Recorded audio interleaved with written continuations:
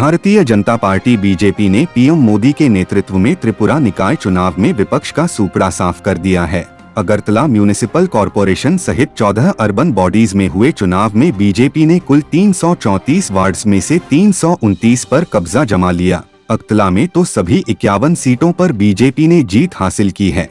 कुल 334 सीटों में से 222 पर 25 नवंबर को मतदान हुआ था, जिसमें 81.54% मतदाताओं ने मताधिकार का इस्तेमाल किया था। कुल 222 में से 217 सीटों पर बीजेपी ने जीत हासिल की, जबकि 112 पर उसके प्रत्याशी निर्विरोध चुने गए।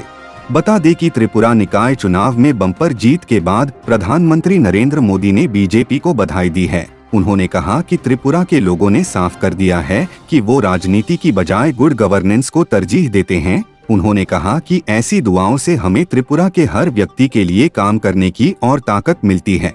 आपको बता दें कि राज्य से राष्ट्रीय दल में तब्दील होने की होड़ में शामिल हो चुकी ममता बनर्जी के हाथ त्रिपुरा नगर निकाय चुनाव में बड़ी निराशा हाथ लगी है। बीजेपी शासित त्रिपुरा में हुए नगर निकाय चुनाव में बीजेपी का विजयी रथ सबसे आगे चल रहा है। टीएमसी के हाथ बस निराशा, पराजय और लोगों के तंजिया अल्फाज ही लग रहे हैं। वहीं त्रिपुरा नगर निगम चुनाव में बीजेपी के विराट करिश्माई नेतृत्व के आगे टीएमसी औधी मुँह गिरती हुई नजर आ रही है। ऐसे में नगर निगम चुनाव के बहाने ममता को इस बात का एहसास हो चुका है कि बीजेपी के खिलाफ उसे मोर्चा खोलने के लिए बेशुमार चुनौतियों का सामना करना होगा।